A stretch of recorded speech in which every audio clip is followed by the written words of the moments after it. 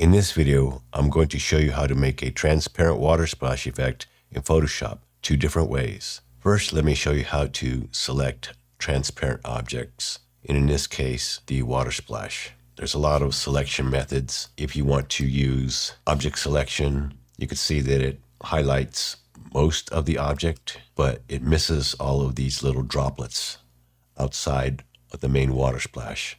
So you would have to painfully select different areas like this and add to the selection, but it's not going to be quite the same. It's going to be kind of tedious to do that in this case. And if you were thinking maybe select subject, we could try that. And still we have the main area selected, but not all these little droplets.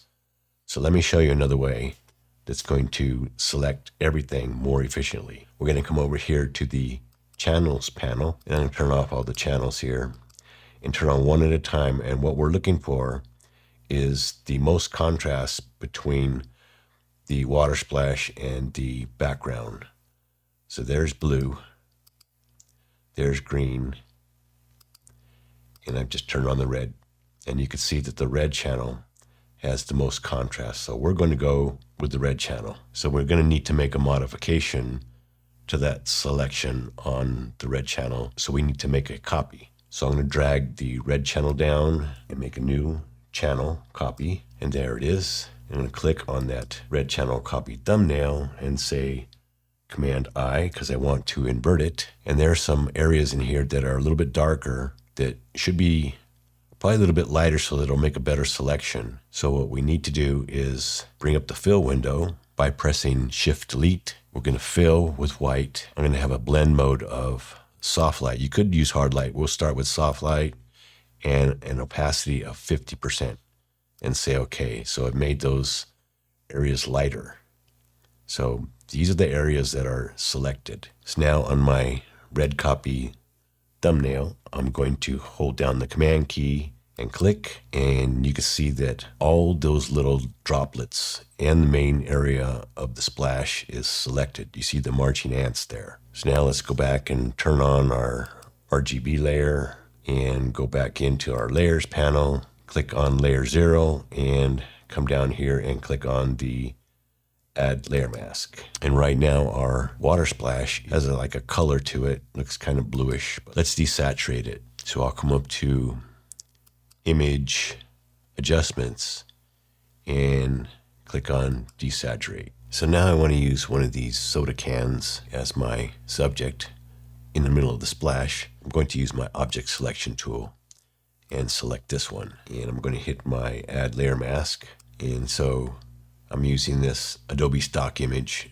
Of course, I'm only going to use it as editorial. That's why I can use it with the Pepsi on it. And I'm going to convert this to a smart object. Now I'm going to create a new blank canvas. And I just chose 5400 by 3622. I'm going to say create. And now I'll use my move tool to put my water splash on my canvas. And I'll go to my can that I cut out and bring that onto my canvas here. And I put the soda can below my splash water layer. And I think I want it on a different color background. So I'm going to create a solid color adjustment layer. And I'll use my eyedropper. I'll make it similar to the soda can color. And here you can decide if you want the can bigger or if you want to change the position of it or the size. That's totally up to you. But now what I'm going to do is I'm going to kind of clean up this selection here, or the way it actually looks, the transparency. So I'm going to get a levels adjustment, put that at the top, and I'm going to clip it to the layers below. I'm holding down Alt or Option, and see as you move your levels, you can see that it is changing the way your splash looks. And you can do this according to your taste.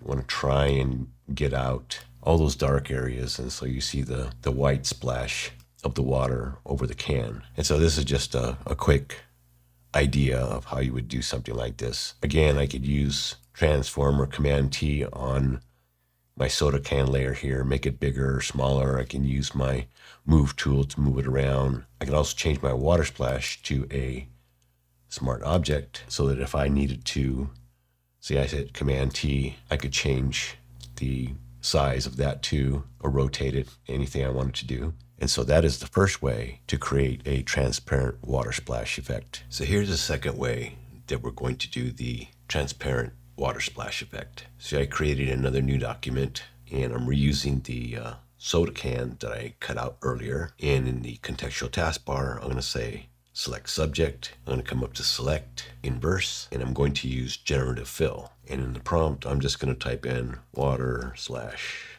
effect and say generate. And as usual, you get 3 different variations. Some are good, some are not. I can hit generate again if I don't like these, or I can add to the current prompt water splash effect on blue background and say generate again. Here's the 3 variations using the blue background like I had on the first example.